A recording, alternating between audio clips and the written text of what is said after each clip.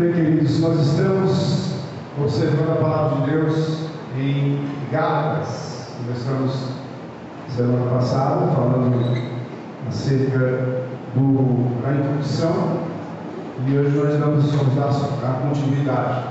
O tema de hoje é do verdadeiro evangelho para outro falso, ou do verdadeiro evangelho para outro evangelho falso.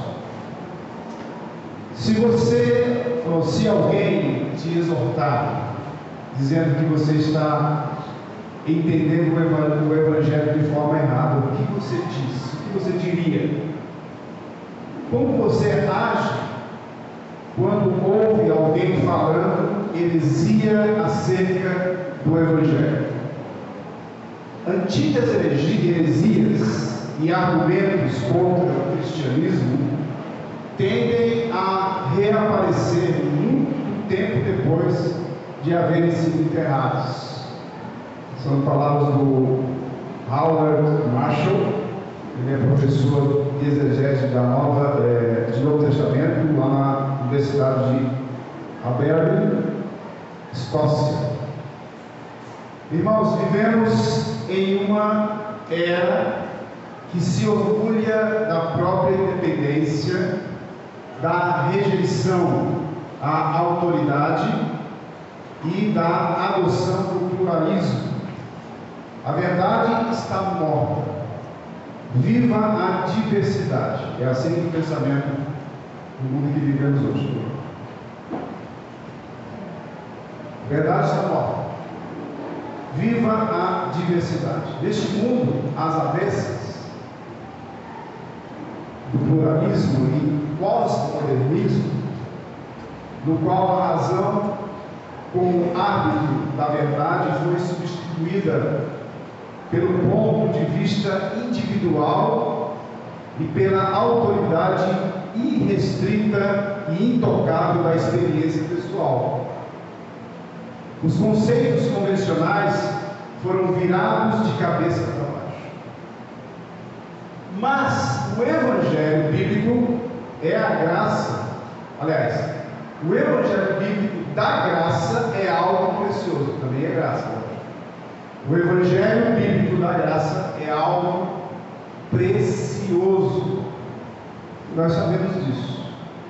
Mas, especificamente nessa passagem, os líderes da igreja da Galácia estavam pervertendo. Os membros da igreja local haviam se desviado do Evangelho. Porque qualquer mudança do Evangelho, por menos que seja, o anula e esvazia. É uma pergunta. Paulo responde essa pergunta. Paulo diz: porque os cristãos são chamados pela graça de Cristo. Os cristãos são chamados pela graça de Cristo. O que isso influencia na nossa vida? Deus nos chamou, não fomos nós que o chamamos. Deus nos aceita, então o seguimos. Essa é a ordem correta. Já outros sistemas religiosos propõem a ordem inversa. Temos que dar algo a Deus e então Ele nos aceita, como um requisito para ser aceito por Deus. E aí, então você se acrescenta, você vai acrescentar qualquer coisa a Cristo, e isso se torna um requisito para ser aceito por Deus. Se começar a dizer, para ser salvo, preciso da graça de Cristo e mais alguma coisa, você reverte por completo a ordem do Evangelho e o anula e o esvazia. Qualquer revisão do Evangelho o reverte. Não se pode conceber a ideia de outro Evangelho. O outro Evangelho é nenhum Evangelho. Mudar o Evangelho, no mínimo, quer que seja, é perdê-lo. Esse novo ensinamento não tem o direito de ser chamado de de evangelho. Martim Lutero, por exemplo, o reformador do século XVI, resumiu bem essa ideia. Ele diz o seguinte: não há meio termo entre a justificação cristã e a justificação pelas obras. Não existe alternativa à justificação cristã senão a justificação pelas obras. Se você não edificar a sua fé sobre a obra de Cristo, deve edificá-la sobre as suas próprias obras. Aí a gente pensa assim: por que Paulo tem a intenção de falar isso para nós? Ele falando dos Gálatas, está falando para nós. É óbvio, nos chama a atenção, ele nos exorta, porque nós sutilmente nós podemos estar caminhando por um evangelho diferente, e qualquer mudança não é evangelho. Qualquer mudança nos faz desviar dos caminhos, desviar daquilo que Deus nos trouxe para andar nele. Gálatas, capítulo 1, versos de 6 a 9. Quero que vocês abram suas Bíblias e vamos ler essa passagem juntos.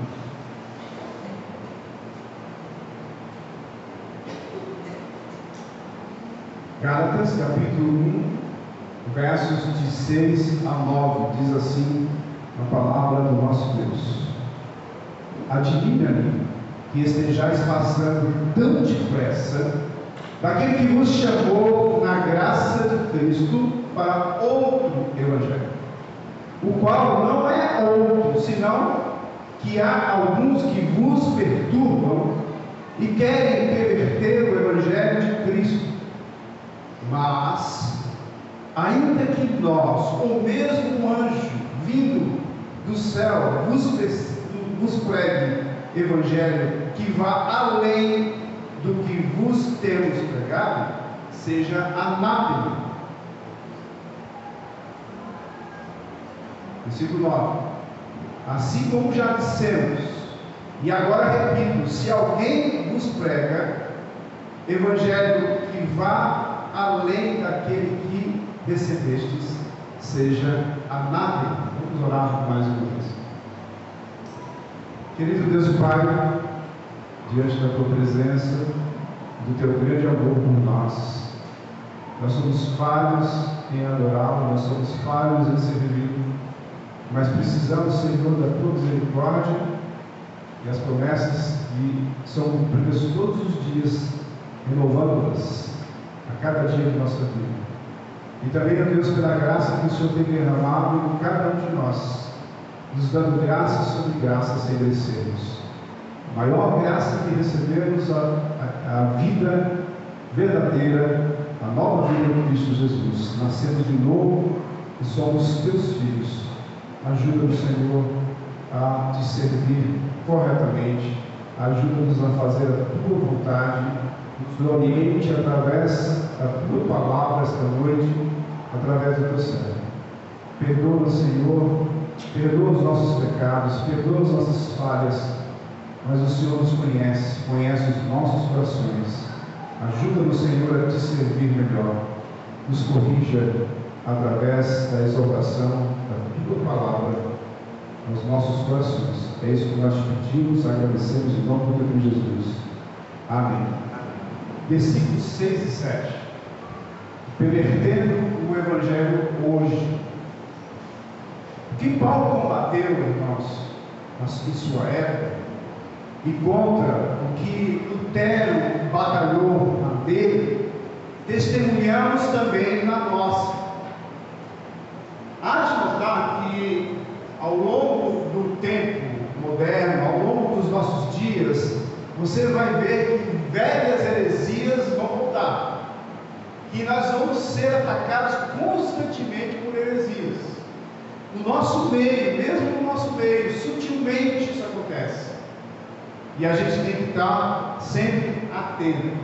Na história da igreja, homens que ensinavam doutrinas terríveis eram homens simpáticos e amáveis. Por exemplo, Arius, que era da era cristã de 256 a 336, negava a divindade de Cristo. Ele defendia que o Logos, a palavra, Cristo e o Pai não eram da mesma essência, que o Filho era uma criação do Pai, que houve um tempo em que o Filho ainda não existia. Heresia, Sucino, falsos Sucinos, 1539 a 1604. Seu ensino rejeitou os pontos de vista ortodoxos da teologia cristã, no conhecimento de Deus, sobre a doutrina da Trindade, divindade de Cristo e na soteriologia, salvação, estudo da salvação. Mas ele em si era um cara legal, simpático e amável. Sua moral estava acima de qualquer suspeita e era conhecido por sua cortesia infalível. É descrito como muito mais cortês do que os reformadores que viveram na mesma época, Calvino e Lutero. Então o apóstolo aqui, o apóstolo Paulo, ele pensa nos leitores em termos de quem mudou de partido. Ele olha para os leitores, ele olha para Gálatas, para as igrejas da Galácia, e ele está pensando: olha, esse pessoal parece que está mudando de partido. Era um caso sério de apostasia. Lembre-se, Paulo condena qualquer ensino que não seja baseado no fato de que pecamos demais para contribuir para a nossa salvação. Precisamos de uma libertação completa. Nós não podemos fazer absolutamente nada para a nossa salvação. Nós precisamos de alguém que faça tudo. E isso Deus providenciou através do seu Filho. O que encontramos aqui, irmãos, não é satisfação, é sim estupefação. Ele está perplexo. Nós não conseguimos entender. Nós olhamos assim a palavra, nós não conseguimos entender a perplexidade de Paulo quando ele começa a escrever para os Gálatas acerca do que eles estão fazendo. Se Deus olha para nós hoje, será que ele não fica perplexo em alguns momentos em que estamos fazendo coisas totalmente contrárias ao Evangelho? Precisamos olhar a nossa vida, precisamos olhar a doutrina cristã, o Evangelho verdadeiro que tem que ser pregado todos os dias em nossa vida. Então, Paulo diz: estou abismado de que tão depressa vocês se afastaram daquele que o chamou e se voltando para um Evangelho diferente, que na realidade não é nem mesmo o Evangelho. Paulo tinha o costume, se você olhar para as cartas, ele tinha o costume de recomendar antes de começar a condenar. Ele usava palavras de louvor e encorajamento antes de usar as palavras de crítica e advertência. Ele faz isso, por exemplo, até em 1 Coríntios, uma igreja com grandes falhas. Mas em Gálatas, aqui em Gálatas, a própria essência do Evangelho estava em jogo. Então, neste caso, a glória de Deus e a salvação do homem, a tolerância tem seus limites. Ainda que Paulo nos repreenda, ele não nos rejeitou. São eles mesmos que estão se desviando. Não estão apenas sendo desviados por alguém, mas nem tampouco se afastavam de uma mera posição teológica. Isso pode acontecer na igreja, por exemplo. Já pensou se existe uma posição teológica diferente e um grupo de pessoas diz assim: olha, eu não quero mais saber dessa igreja, eu vou sair, porque a posição teológica é diferente. A gente não pode brigar por posição teológica que não fira o Evangelho. Posição teológica, às vezes, não fere o Evangelho. Às vezes é uma posição de interpretação. Por esse motivo, nós temos que viver dentro da igreja mesmo com essa diferença, porque isso não é heresia, posição teológica não é heresia. Agora, existem posições teológicas, sim, e são heresias, como eu dei um exemplo para aqueles que viveram no passado. Então, quando ele diz, daquele que vos chamou, não resta praticamente nenhuma dúvida que esta frase se refere a Deus Pai. Quem te chamou? Deus Pai. Foi o próprio Deus que te tocou. E quando você entende o Evangelho da salvação, você não pode voltar para trás. Você não pode dar passos para trás. Você tem que caminhar para frente. Você tem que continuar a sua vida cristã, mesmo com todas as dificuldades. Você não pode, de repente, por coisinhas tão pequenas, você deixar o Evangelho. Porque quem te chamou foi o próprio Criador de todas as coisas. Foi o Deus Todo-Poderoso. E aí você não deve deixar para trás. O partido da oposição entre os Gálatas, certamente teria ficado surpreso ao ficar sabendo que na realidade estava se afastando do próprio Deus. É sutil, você nem percebe. Você começa a se afastar de Deus e você nem percebe. Você continua indo para a igreja, você continua participando dos cultos, você continua participando do coral, cantando, louvando, mas é sutil, você não percebe. Você começa a tomar posições diferentes, você começa a ouvir pregadores diferentes, você começa a acumular na sua mente teologia diferente, evangelho diferente, que é outro evangelho, que não é evangelho. Paulo está falando isso para os Gálatas. O chamado que aqui se refere é como em todos os escritos de Paulo, o chamado interno e eficaz. Sabe o que é o chamado para você? Todos nós somos chamados. Isso é muito profundo. O ato do Espírito Santo, por meio do qual ele salvificamente aplica o convite do Evangelho ao coração e à vida de certos indivíduos específicos dentre todos aqueles a quem o curso da história esse convite é estendido. Esse convite chegou até você. Não foi você que convidou Cristo para vir a você. Olha, quem quer aceitar Cristo? Quem quer receber Cristo? Não, foi Cristo que te recebeu. Esse convite chegou até você e transformou a sua vida.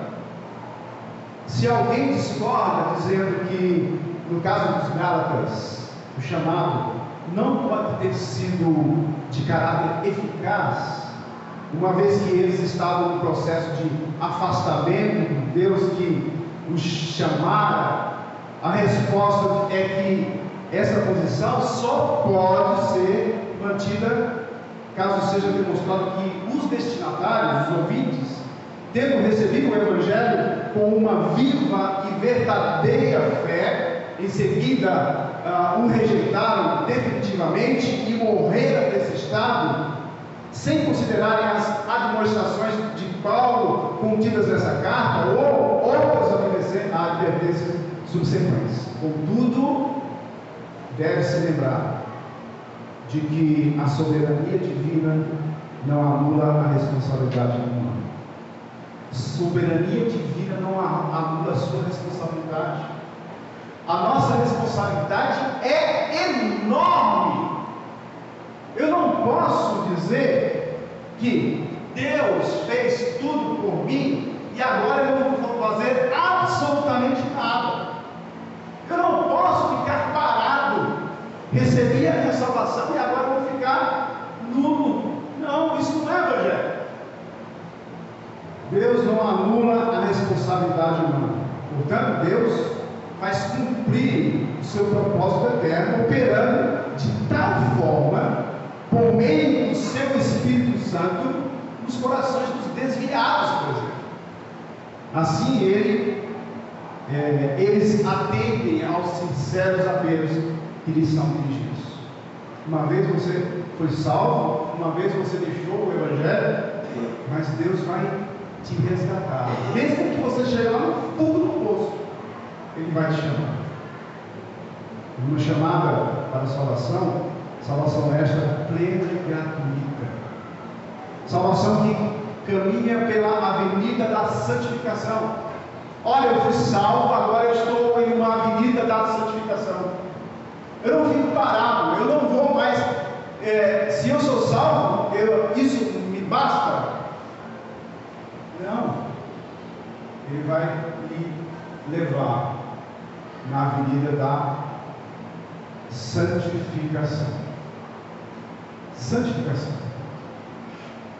Falando de forma geral, Paulo está convencido de que os Gálatas tinham percebido esse chamado eficaz. Existe uma corrente de meios pelos quais o chamado se faz eficaz e irresistível, e as ardentes advertências e a obediência a elas são elos importantes dessa corrente. Eu passei por essa experiência com minha família, com meu filho, você sabe. Então, irmãos, o fato de que o chamado eficaz resulta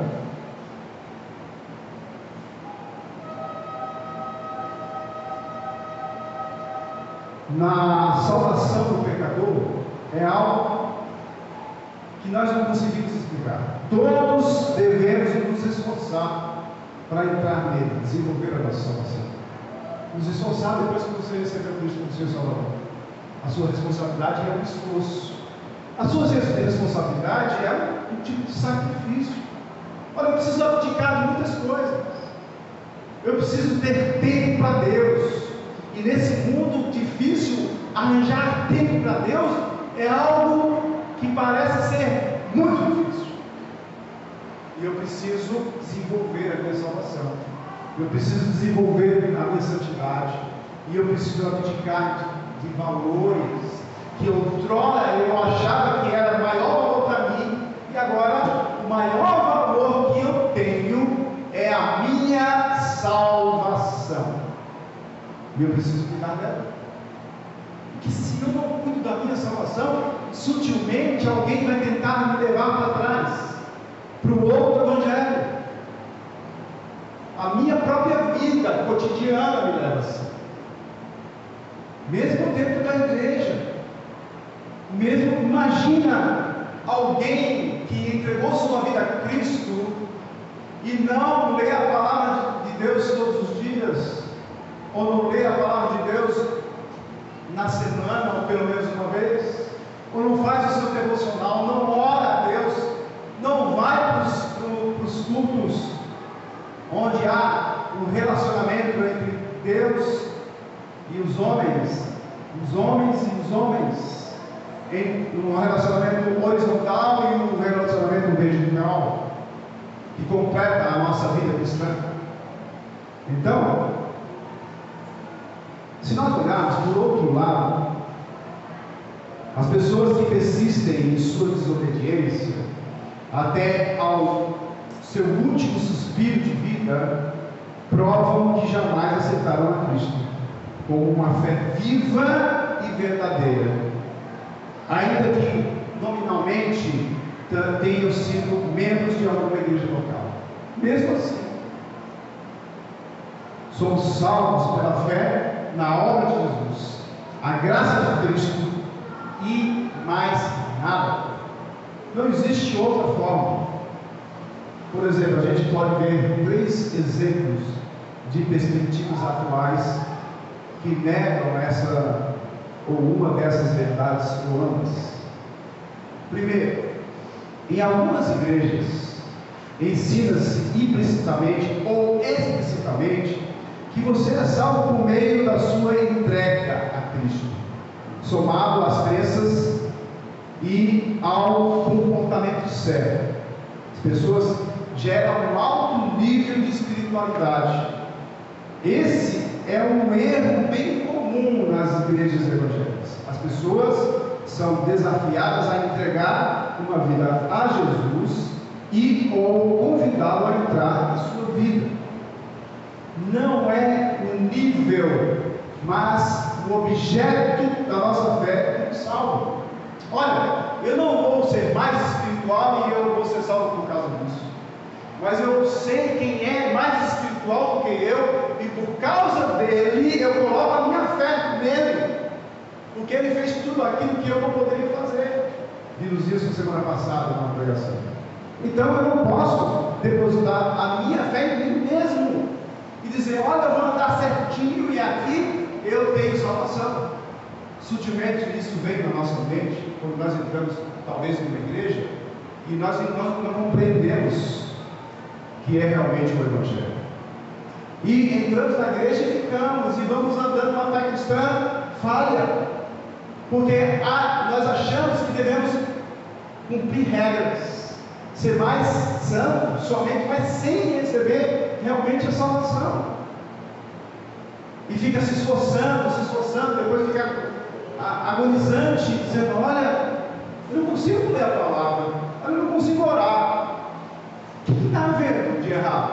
É óbvio, não foi tocado ainda, não entendeu o Evangelho. Ele tem um outro Evangelho na sua mente. Isso acontece principalmente no nosso meio ocidental, principalmente nas igrejas evangélicas do Brasil, principalmente. Então, em outras igrejas, por exemplo, ensina-se que na verdade não tem muita importância aquilo em que você crê, desde que seja uma pessoa amorosa e boa. Já viu isso? Isso são igrejas liberais. Existem muitas igrejas liberais. Se você for bom, você tem a salvação. Ensina que as boas obras são suficientes para chegar a Deus. Se você afirma que as pessoas são salvas por serem boas, então só os bons podem chegar ao banquete de Deus.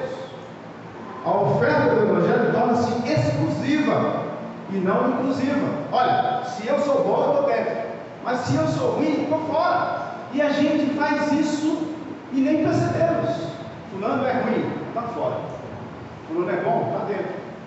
Olha, eu vou pregar para aquela pessoa que ela é boa, mas para aquele ali eu não pego de jeito nenhum, porque ele é ruim.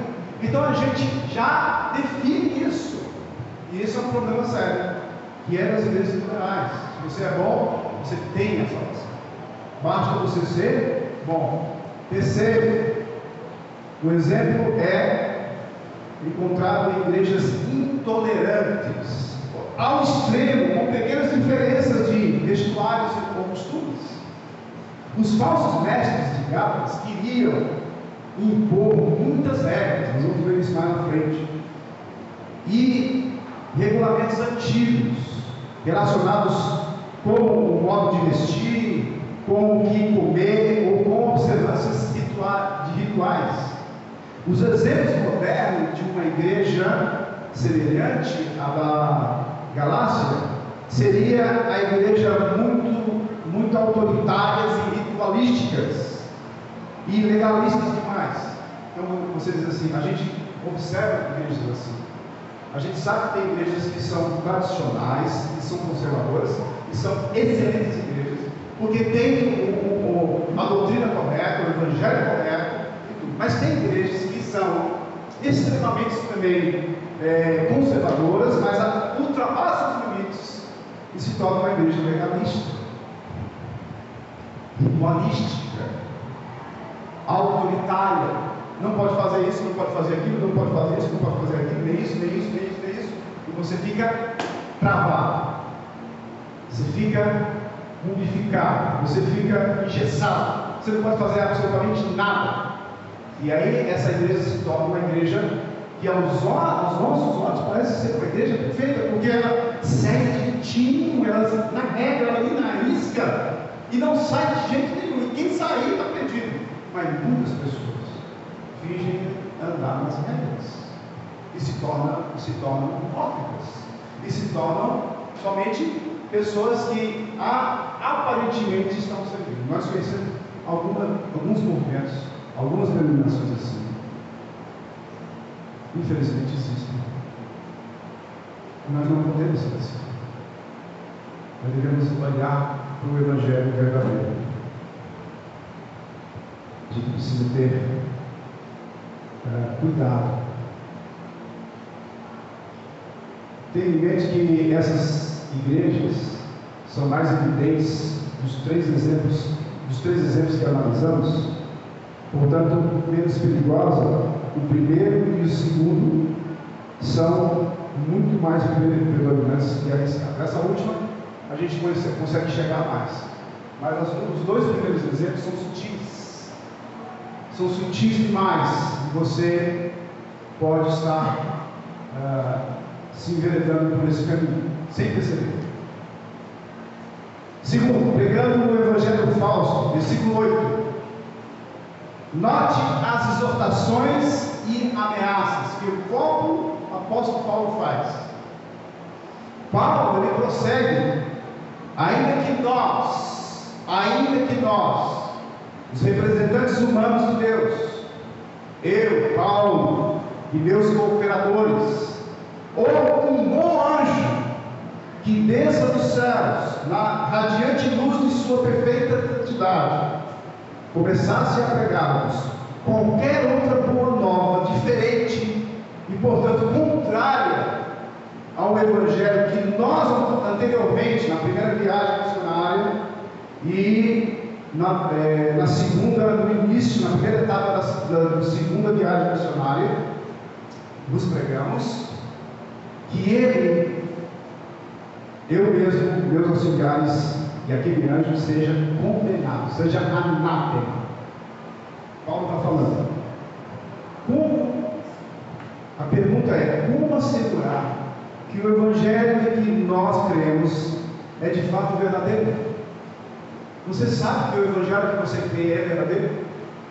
Você entende isso verdadeiramente? Você tem convicção que o Evangelho que você ouviu, que você aprendeu, é verdadeiro? Como é que a gente sabe disso? Como é que a gente entende? É um Evangelho real, objetivo e, portanto, capaz de salvar verdadeira e eternamente? Paulo, ele utiliza com a linguagem mais vigorosa possível.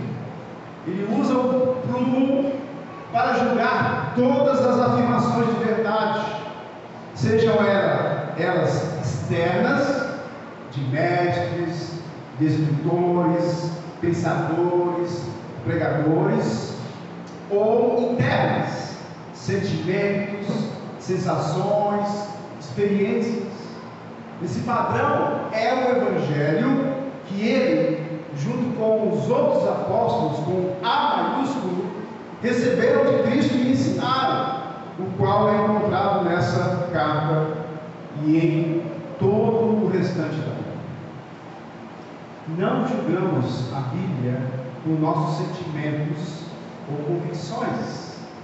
Vou repetir: não julgamos a Bíblia por nossos sentimentos ou convicções. Julgamos nossas experiências pela Bíblia. As nossas experiências que têm que ser julgadas pela Bíblia, e não o contrário. Então, isso significa que se um anjo aparecesse literalmente perante uma multidão de pessoas e ensinasse que a salvação é pelas boas obras, você deveria colocá-lo para correr. Até aqui é um caso hipotético, mas nós vamos ver no versículo 9 que Paulo volta a repetir para dar uma ênfase no caso aqui verdadeiro, avaliando o verdadeiro Evangelho no versículo 9. Vimos que a mensagem do Evangelho, por natureza, não pode ser alterada, nem de leve, porque ela vai se perder. Não tem como, sem se perder não dá, se perde. Uma ilustração para a gente entender: é como um vácuo. Não se pode permitir a entrada de um pouco de ar e dizer que ele é agora 90% vácuo. Não. Ou um vácuo enriquecido de ar. Absolutamente. O vácuo ou é completo ou não é vácuo, em hipótese alguma. Certo? Da mesma forma, a mensagem do Evangelho, que é: você é salvo pela graça por meio da obra de Cristo e nada mais. Você é salvo pela graça da obra de Cristo e nada mais. E aí, no versículo 9, Paulo sai do caso hipotético e vem para a realidade. Como dissemos antes, assim repito agora: se alguém vos pregar outro evangelho que vá além daquele que recebeste, seja maldito, seja anátema. Aqui a tempestade se lança com toda a fúria. O amaldiçoado, anátema, de Paulo, não é um mero desejo, sim, é uma invocação efetiva. Assim como já dissemos, ele fala. Este versículo é quase uma repetição exata do versículo 8. Mas por que Paulo se repete? Ele não poderia deixar de impressionar os leitores com um senso de solenidade ao pronunciar a palavra anátema 2 vezes. A única mudança é a substituição que recebeste por que vos tenhamos pregado. O enfoque muda, portanto, dos mensageiros para os ouvintes. Dos mensageiros para os ouvintes. Paulo não só pregou pessoalmente o Evangelho, mas este foi também plenamente reconhecido por aqueles que o receberam. Daqueles que recebeste. O verbo usado aqui expressa a comunicação do ensino cristão autorizado. É preciso mais do que pregar o Evangelho, ele precisa ser recebido.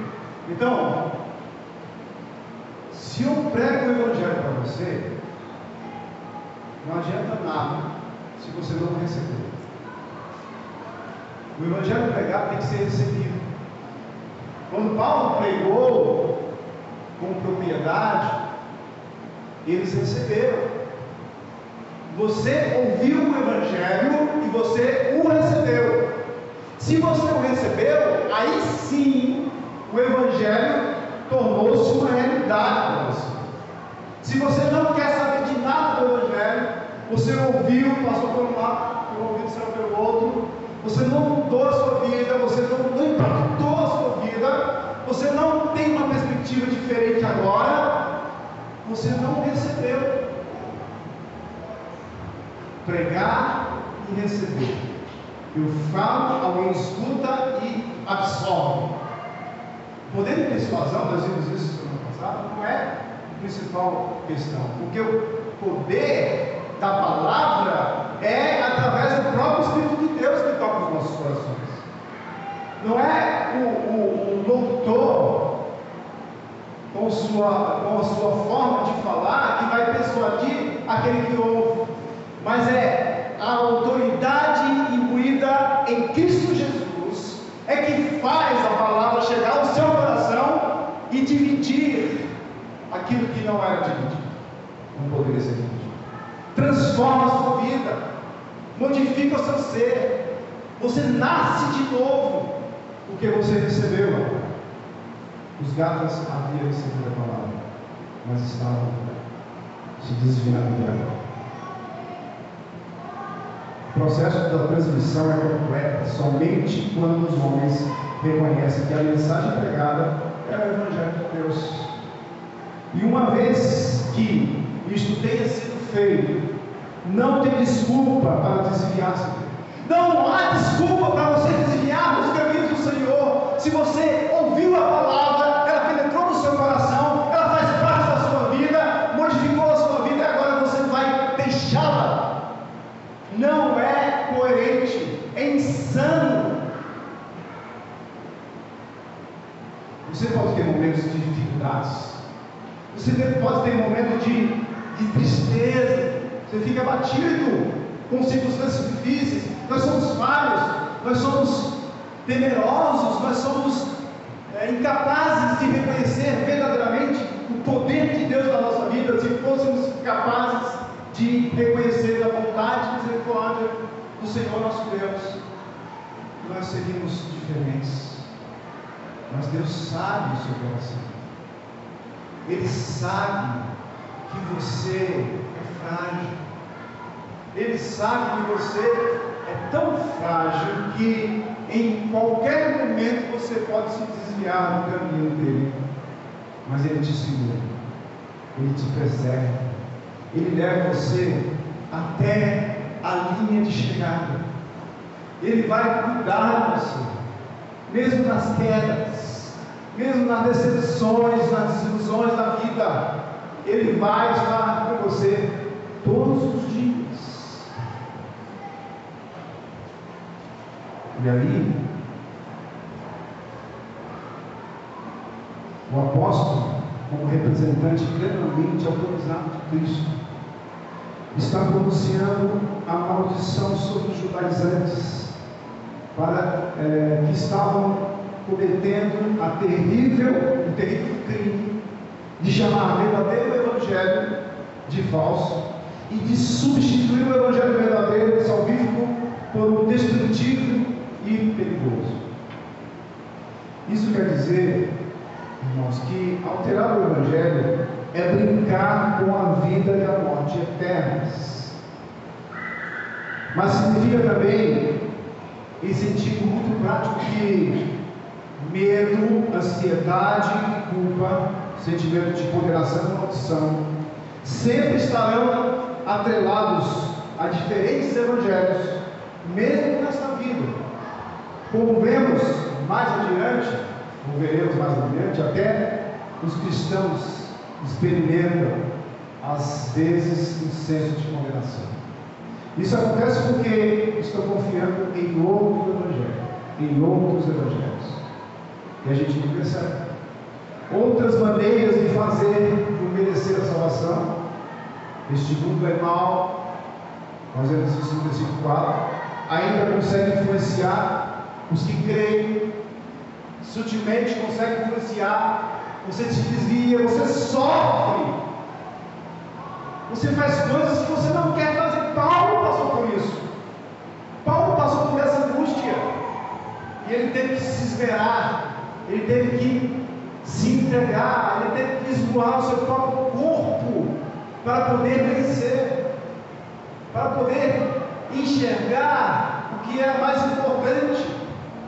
E mesmo nas circunstâncias mais difíceis da sua vida, mesmo no último momento, que ele estava preparado para ser decapitado, ele demonstrou o seu grande amor e a sua confiança no Salvador.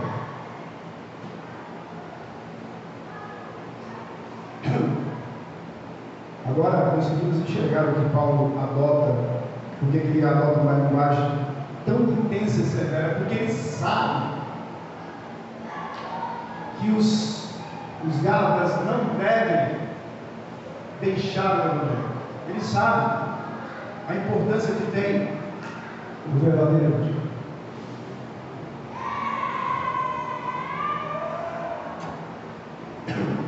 O que está em jogo é algo muito sério. Nosso conhecimento de Cristo, a verdade do evangelho, o destino eterno das almas das pessoas, são coisas pelas quais vale a pena lutar, sobre as quais vale a pena discorrer, das quais vale a pena lembrar a nós mesmos e aos outros continuamente.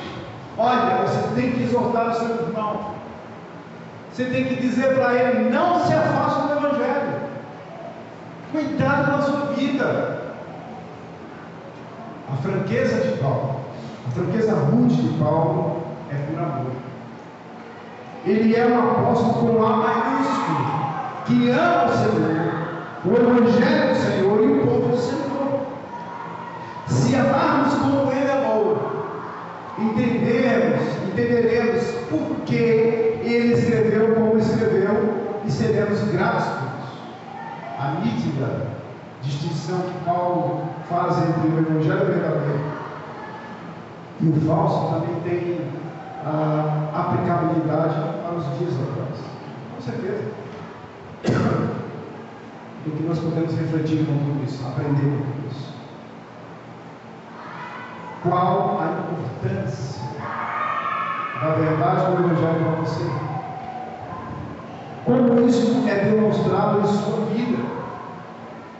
Por que a compreensão do verdadeiro evangelho nos deixa com raiva dos falsos evangelhos?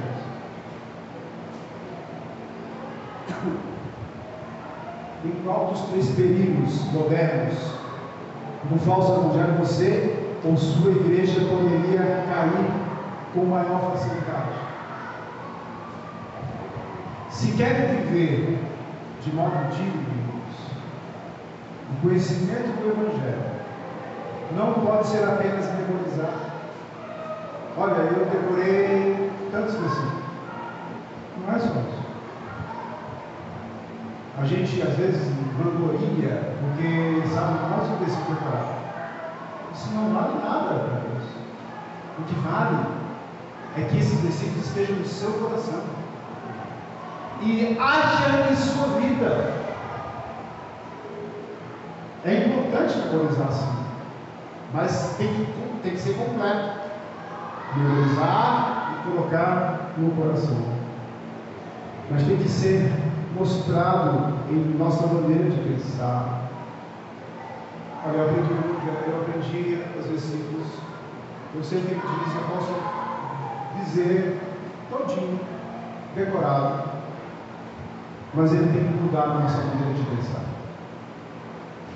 Como eu penso hoje é diferente de como eu pensava antes de conhecer Cristo no seu Salvador. Tem que mudar a nossa maneira de amar. Eu preciso amar diferente, amor. Eu amo agora sem receber nada em troca. Outrora você amava porque você queria receber algo em troca. Eu amo, eu quero amar, eu amo fulano, mas eu quero que ele me ame. Não, de jeito nenhum. Agora é diferente. Você ama, não espera nada em troca.